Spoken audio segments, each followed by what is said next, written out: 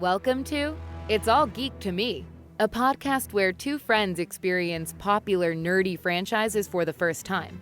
My name is Leah, and this season, my co-host Kelly will be watching my favorite films, The Lord of the Rings, for the very first time, and I'm the expert. Let's dive in. So we are getting close to the end of the film. Although I have to tell you, I really have no idea what's going to happen next. Okay, cool.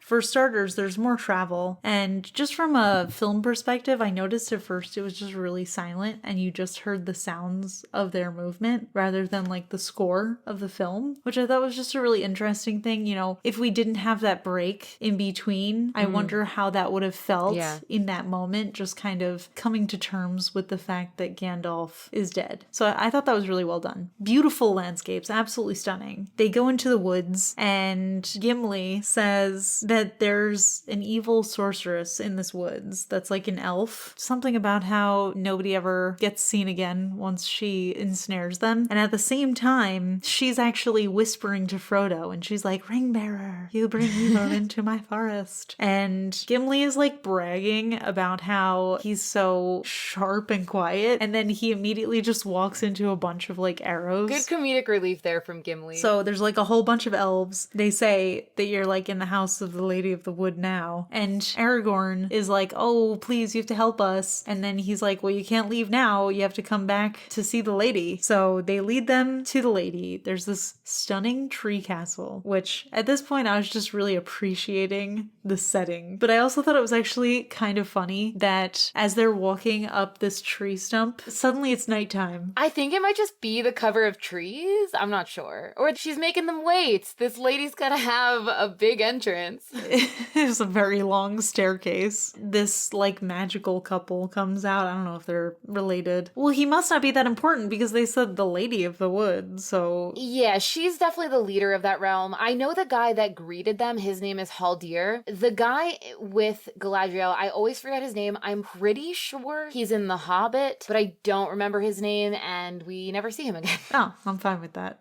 Didn't really care about him, but he was like, "Yeah, I want to talk to Gandalf." And then everyone looks really sad, and then the Lady of the Wood is like, "Oh, he's dead." And then she like starts going on about how like they could fail, and Boromir starts making weird faces. Like he looks like he's in pain. And I love something she said here. I think it was something like, "All hope is not lost as long as the company is true." They pan to Sam when they say that. Because at first they were showing Boromir being in pain and crazy, and then when the company is true, going to Sam to say that Sam is the good one and maybe Boromir is the one who's off the path a little bit. Totally agree. Then they get their lodgings for the night. She's letting them sleep over. Slumber and party. They're having a little treehouse sleepover. Yeah, very cute. So Legolas is still feeling a little sad. He hears them doing their lament song and he doesn't want to translate it because he's hurting. Yeah. I thought that was a sad little moment there. So then Boromir starts talking to Aragorn and he's like, "Yeah, that lady was like talking in my head and she was talking about my dad." Then he starts like confessing that his dad is kind of failing and people are losing trust in him. And then he started like talking really wistfully about this white city with this sparkling white tower and how he like looks forward to being called back home. And he said something that I thought was really weird. Something about how their paths are going to find their way back there. They're going to be celebrating the lords of Gondor coming back. I wrote this down as well. I'm glad that you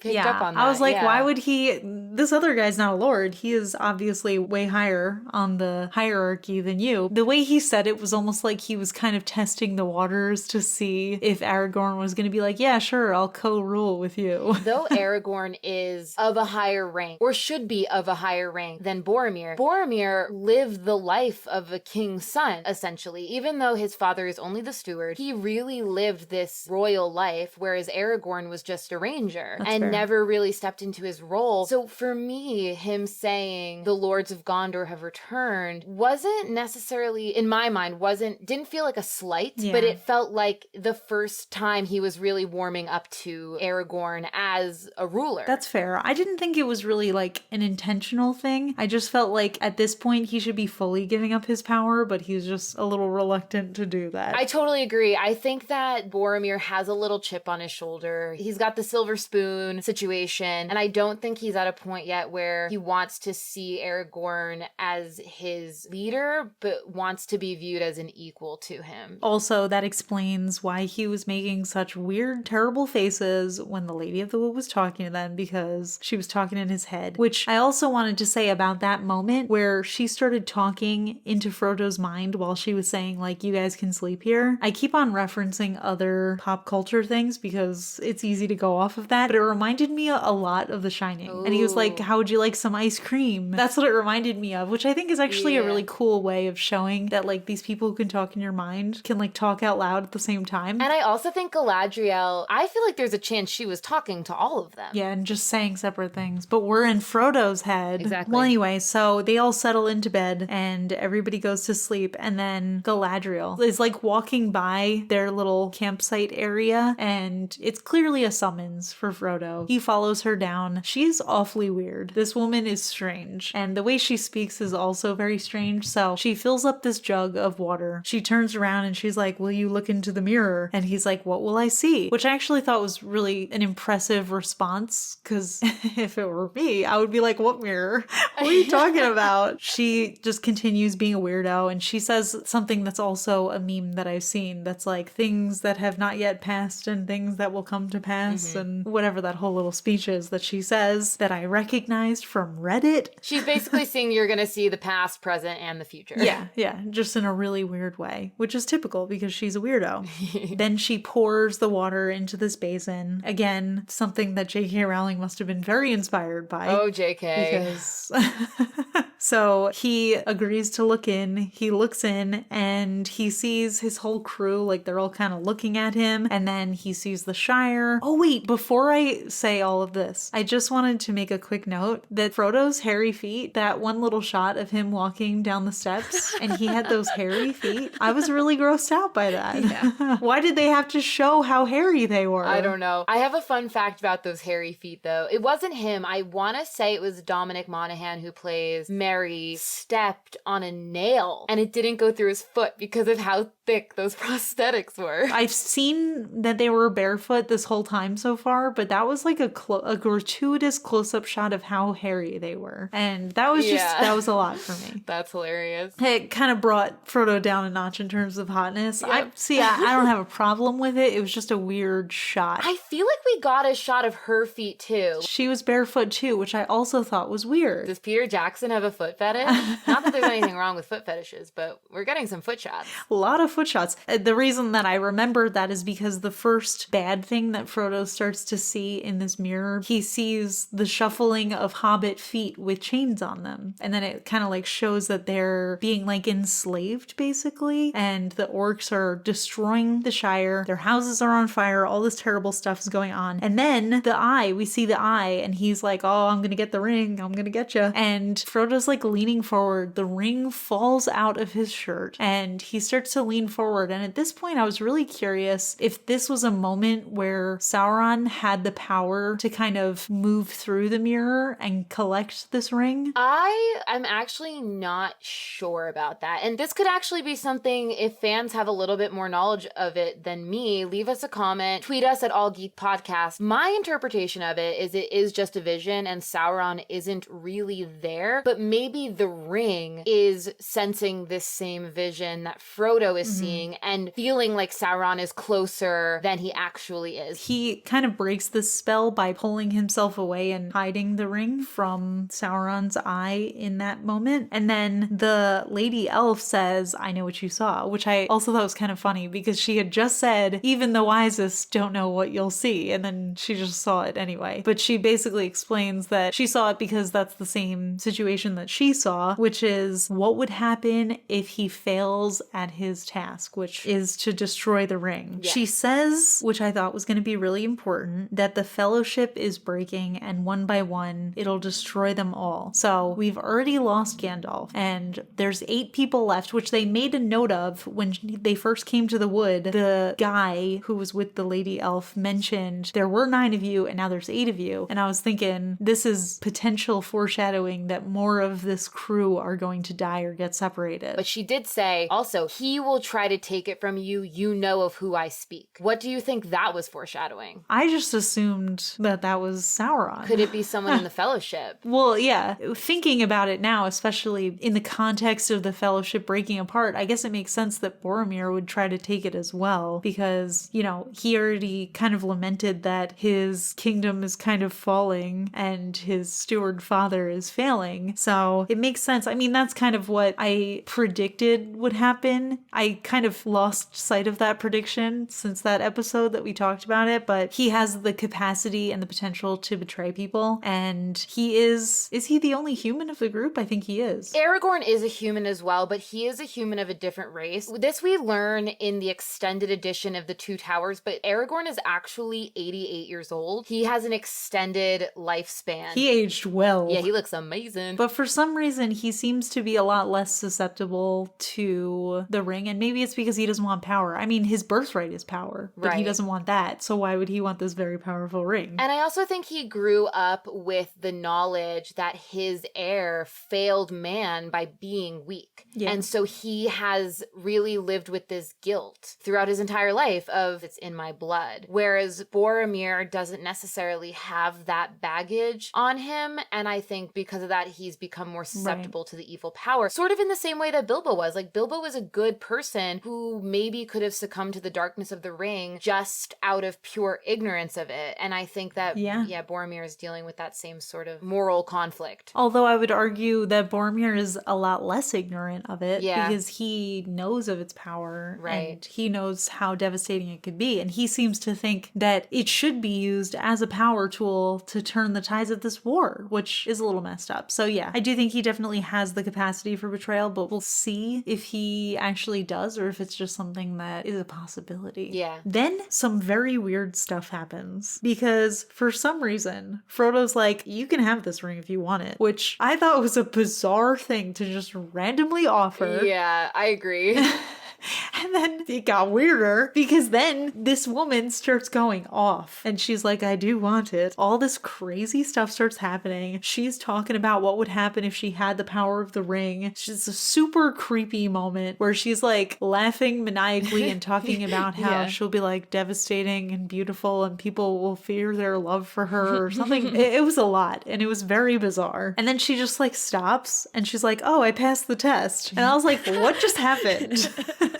That was so weird. I mean, it definitely proves that the ring can influence even the best of people, which I assume that she's probably one of the very good people because she is not only dressed in all white, but she is literally glowing this white magical power, so. And not only that, but she's been there since the beginning. So the beginning of the film, that was her voiceover. And she was one of the elves that got the elven ring of power. So she has been around from the get-go with Elrond. Like her Elrond and Gandalf are like old homies from like 3,000 years ago. So she's been here through the fall of Sauron, through the fall of man, and all of this. I don't know why Frodo offered her the ring. I have no idea, because if she had taken it, it would be crazy. That would be a whole separate trilogy. Yeah. I think for her, though, she needed to really allow herself to imagine what it would be like to have the ring in order to prove to herself that she could stay strong and not take it. Because it was the same thing with Gandalf. When he's offering the ring to Gandalf and he says, please don't offer this to me. Yeah. It would be devastating in my hands. It's the same thing with her. If she had the ring, she is far too powerful to be trying to wield this thing. And she just needed to prove to herself that she could pass the test. And she did pass the test. She passed the test. And she will remain Galadriel. Yeah. And she said something about going out west. And I was like, okay, you going to California? I don't know. Yeah, she's leaving. She's going to go be a hippie in California. She looks like she could be. So that's fine. But yeah, so then Frodo kind of admits that he is just not comfortable doing this alone. And he's really stressing out about it. He's very afraid. I think he actually straight up says, I'm afraid. Which I assume is probably why he was like, hey, do you want to take this ring and do this task instead, because I'm a little scared. So yeah, she says basically the task was appointed to him and this whole situation kind of relies on him being the ring bearer. So it's very important that this particular hobbit be the one to carry out this task. And he has to do it alone. She kind of encourages him while also telling him how severe the stakes are, which I think is probably a little overwhelming for Frodo. You know, I have to admire his bravery because he was like, all right, then I know what I have have to do. And I was like, all right, so he knows that this is going to be tough, but he's willing to do it anyway. We have gotten the vision of what will happen if he fails, and Galadriel says the fellowship is breaking, you must do this alone, and he says, I know what I must do. What do you think Frodo's next steps are in regards to the fellowship? Well, originally, when I saw the destruction of the Shire, I was thinking, is that something that's happening right now? Like, maybe they have to go back to the Shire and, like, save them. But she said that that's what would happen if he failed. So I think his task is really just to go to Mount Doom and get rid of this ring. I mean, yes, but what is his method of getting there? I have no idea. I mean, I guess she keeps on saying you have to do it alone. I guess he probably has to ditch the group, but I'll be really upset if he does. Yeah, it would be tough. I mean, to do all that by yourself, too. He doesn't even know the way. That's what he said. Yeah, how is he going to travel so far? He's just a little hobbit. He's so small. He's so cute and small. I'm so in cute. denial that he's probably going to have to ditch this group of people, but I can't fathom that he's going to be able to make it without them. And you had mentioned previously that, like, a group of 9 people, it's so hard to keep that together. So there must be some breaking off at some point. Yeah, I'm just thinking even going to the bar with 9 people, that's... I was at a bachelorette party with 9 people, and it's like, how do you keep all these people together? It's like herding sheep. You don't. So. You're with each other for the first 5 minutes of the night, and then the next morning you recount your stories at brunch. Absolutely, yeah. So Frodo and all them will be recounting this over brunch in like 10 years when they finally finish this. Or over second breakfast. Or over second breakfast. Okay, so then we cut to Saruman, and he is in this crazy, boily, lava-y, doom and gloom place. It reminds me a lot of Scar when he was talking to the hyenas in The Lion King. He's telling, for some reason, this orcide the origin story of orcs, which is that they used to be elves and then they were ruined, and then now he's perfected them into this orcise and making them into these perfect specimens. And they all start prepping for battle, and apparently a part of that prepping is to smack each other with some white paint. So that's the white hand of Saruman. So that's Saruman's symbol. Okay, because I was like, where are they getting the paint? Why are they doing this? This is like their pregame. I don't know. So yeah, they're prepping for battle, and then Saruman, he like has this whole speech where he tells them to go fight and, you know, be evil or whatever. And then he says that there's one in that party that has an item of value. And he says, I want that one alive. And he says it's a halfling. Keep him alive, kill the rest. And that's a little unsettling. And then we see the crew leaving this Lady of the Woods realm, and she gives him something. What even was that? A light of a star? The light of Erendil, I believe, is just bottled up light from this particular star. And it is a light in places when all other lights go out. Just keep it in your head. It'll come back at some point. This is a huge deleted scene, though. In the extended edition, she gives something to every member of the Fellowship, but the scene was cut. It's very long and very strange because the thing that Gimli asks for is a lock of her hair. And you know what? I just don't think we needed that. I thought that was weird. He just did it in like a romantic way? No, he wanted it because he's like obsessed with her. Ew. But there's another thing, like she gives Sam a rope. That scene also gets deleted. The only one really of importance for the story that we see within the rest of the films is this light. So he's got bottled up light. The water from the North Pole that heals. You're making an Avatar reference, I know. This is the last episode before the last episode of this first movie. This is the penultimate episode before Kelly finishes the first movie of the Lord of the Rings trilogy. It's a weird sensation of now being a person who has seen at least the first movie. But I am eager to see the rest, assuming it stays interesting. It will definitely stay interesting. And I do have to say, though your initial predictions, which I will go through again with everybody, was that Frodo had to find the ring to keep it away from Bilbo so that Bilbo doesn't become the king and Frodo becomes the king, is quite wrong, but has elements of being correct. Yeah. Though Bilbo is not evil and Frodo is not trying to be the king, there is that sort of power dynamic between Sauron and Aragorn, because Sauron is trying to come back to be the Dark Lord, and I think Gandalf was, and Elrond and other people are trying to get Aragorn to claim his birthright as the king and reunite the realm of men. And also, if you think about it, Frodo did have to keep the ring away from Bilbo, so I was right. Frodo did have to keep the ring away from Bilbo. You are correct in that sense. And Bilbo did have a little bit of evil in him during the ring parts. Yeah, just a little bit. He had the potential potential to be the bad guy for sure. But the Great Eye was not God. It was Sauron himself. No, I was wrong about that one. But that's okay. Hey, but you did actually say something about a volcano too in your prediction, because you were joking about Middle Earth being like the center of the earth and that the Big Eye looked like it was on a volcano, which Mount Doom is a volcano. So you did not do that bad with your predictions. I failed my way into a passing grade. Yay, you passed. We still do have 40 minutes left of the film. We have some foreshadowing going on with Galadriel talking about the Fellowship breaking, with Saruman sending out this army of Uruk-hai to find the halflings. So maybe this will all come to a head at the end of this film. We just have to wait and see. They better not end it on a cliffhanger. I mean, it's a trilogy. That's stressful. Okay. All right, I'm ready. Let's do it. Come back next week. You've been listening to the It's All Geek to Me podcast, hosted by Leah and Kelly. Make sure to hit subscribe on your favorite podcast player and give us a rating. You can also find us on Twitter at All Geek Podcast. New episodes drop every Thursday. See you next week.